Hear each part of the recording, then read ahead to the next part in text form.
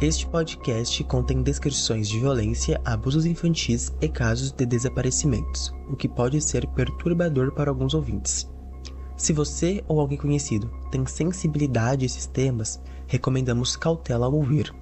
Em caso de necessidade de assistência, entre em contato com um profissional de saúde ou uma linha de ajuda apropriada em sua região. Cotijuba, que fora criado com duas finalidades sociais de grande importância, está agora transformada na Ilha do Diabo. Existindo mistérios que não podem ser desvendados aos olhos da população paraense, pois define a ação de um governo que está desmandando e implantando o terror no seio do povo. 9 de julho de 1951. A primeira página do Jornal Liberal estampava a manchete: Fome e miséria, Cotijuba transformada na Ilha do Diabo.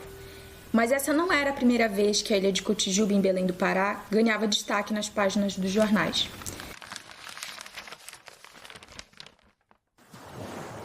Conhecida hoje pelas suas belas praias e pelo refúgio tranquilo que oferece aos visitantes que buscam escapar do movimento frenético da capital, Cotijuba esconde um passado em que a beleza natural contrasta com as violências vividas ali.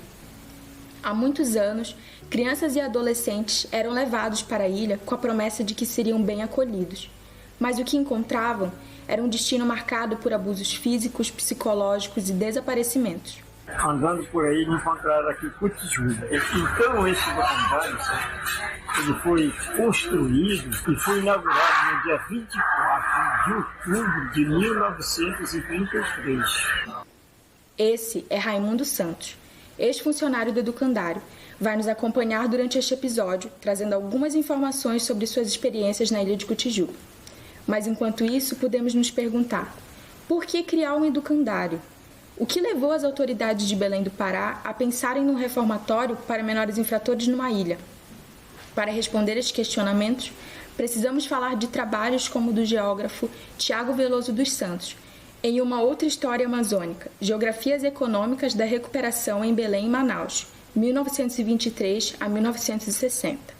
Essa obra aborda o fim do ciclo da borracha como o começo de um grande prejuízo para a economia regional, resultando em pouco investimento nos setores empregatícios e sociais. Esse fato, que aconteceu por volta de 1920 em Belém do Pará, colocou em evidência a precariedade econômica do território, assim como a marginalização dos bairros e uma grande crise social. Várias instituições foram criadas com a missão de educar os menores que vivenciaram esse acontecimento e suas consequências.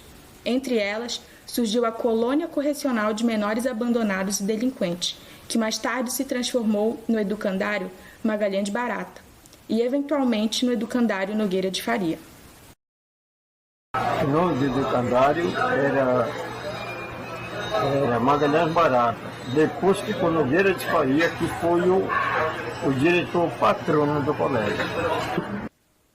Como ouvimos, seu Raimundo Oito pôde nos confirmar que o primeiro diretor do educandário foi Raimundo Nogueira de Faria. Além de autor do ensaio educacional Instrução e Educação Moral e Cívica pelo Despertar da Juventude, publicado em 1927, Nogueira foi um desembargador, bacharel em Direito, jornalista, pesquisador e magistrado paraense, reconhecido como juiz titular da Vara de Menores Delinquentes e Abandonados, de 1930 a 1932. Outro ponto importante na fala de seu Raimundo foi a troca de nomes pela qual o educandário passou. Mas qual seria o motivo dessa troca de títulos? Entrega ao governo do estado o Educandário Magalhães Barata em Cotijuba. O Major Mauro Carvalho foi conduzido ao salão de aula denominado Pascoal Gomes, onde se realizou a cerimônia da entrega do educandário ao governo, tendo os alunos de pé cantando o hino de Cotijuba. Fim dessa cerimônia, o desembargador Nogueira de Faria fez um histórico desde os primeiros passos dessa obra humanitária, que agora via um franco progresso, pois com o Major Mauro Carvalho no governo, teríamos a Ilha da Redenção. Em 19 de maio de 1947, o jornal Liberal estampava uma manchete que chamava a atenção de todos. Mas essa manchete era bem diferente da que apresentamos no começo desse episódio. Naquele dia, A notícia era sobre a cerimônia de recebimento do educandário Magalhães Barata pelo governador e entusiasta da Ilha da Redenção, Major Moura Carvalho, em nome do estado do Pará. A reportagem, que descreve a chegada do governador à ilha de Cotijuba, nos mostra a nomeação do reformatório como Magalhães Barata, coronel e senador que planejou a instituição juntamente com Nogueira de Faria. Depois de ouvir as cerimônias e a titulação do local para Magalhães Barata, podemos perceber como os políticos da época usavam suas ações para se autopromover em suas campanhas eleitorais, inclusive utilizando os jornais como o Liberal para isso. Todos sabem, aliás, que o Major Moura Carvalho teve sempre, desde quando foi o chefe de polícia, especial carinho e devotamento por esse setor de serviços sociais, que lhe deve grande soma de benefícios. O que se pode ver em Cotijuba é realmente digno de elogios. Uma nota digna de consideração foi ter o senhor Major Atos Botelhos se demorando em conversa-teste com perigosos conhecidos meliantes como Caveirinha, Beiço de Burro, Solar, etc. Guardem esses nomes porque eles vão aparecer nos próximos episódios. E todos voltaram satisfeitos na convicção de contar o Pará com um governador que merece a confiança de seu povo e a quem, de justiça, se não pode negar aplausos, simpatias pela honestidade, inteligência, patriotismo e modéstia com que se realiza fecunda e benemérita gestão. Com a mudança de nome e as constantes propagandas vistas nos veículos de imprensa, o governante Magalhães Barata trazia a atenção para si e para suas ações dentro da política regional. Porém, as formas de propagandear o educandário não foram suficientes para mascarar a realidade violenta do local e suas denúncias. Insultado pelo governador por haver prestado declarações ao O Liberal, o agrônomo Gentil dos Santos, vítima da capangada de Cotijuba e suavemente humilhado em palácio pelo próprio governador. Regime de chicote, clima de terror em Cotijuba. Terror em Cotijuba, barbariamente espancado o senhor Donato Ferreira da Silva. Ilha Maldita, a propaganda oficial em torno da Cotijuba é um bluff. Como podemos ouvir, os jornais que noticiavam os acontecimentos do educandário passaram por uma grande mudança. Ao invés das propagandas sobre a Ilha da Redenção, Cotijuba começou a ser vista como a Ilha do Diabo. As descrições dos horrores vivenciados no local vieram à tona, assim como as denúncias daqueles que frequentaram essa ilha. A seguir, ouviremos um recorte do jornal O Liberal, de 23 de novembro de 1951, que contém uma entrevista com Osvaldo, filho mais velho de Arthur Gomes dos Santos, e tinha 15 anos quando foi retirado da Ilha do Diabo por seu pai, juntamente com seu irmão. Quando o governador foi à ilha, recebemos roupa limpa e ordem terminante de responder às perguntas dizendo que estávamos passando bem. Mesmo doentes, atacados de catapora e de papeira, os alunos são obrigados a trabalhar, fazendo com que o elevado número de meninos fosse recolhidos ao hospital em estado grave. Esse é o regime educacional que o governo redentor está dispensando às crianças de nossa terra, menos favorecidas da fortuna. E hoje choram os pais que foram atrás do canto da sereia, da redenção, enviando seus filhos para aquela escola modelo. Além das manchetes, depoimentos feitos sobre Cotijuba, como o do seu Nildo, policial militar atuante na ilha, já deixavam claro que havia algo de errado dentro dos muros do educandário. O áudio de sua entrevista foi retirado do documentário Cotijuba, a Ilha do Diabo, que está disponível no YouTube. Porque ninguém queria vir para cá, desde os menores que eu me lembro, que se você fizesse uma coisa errada, primeiro era interno, menores infratores internos, que cometesse qualquer erro, né? O pai da gente dizia, olha, eu vou te mandar para Cotijuba, o cara já se endireitava, ninguém queria vir para cá.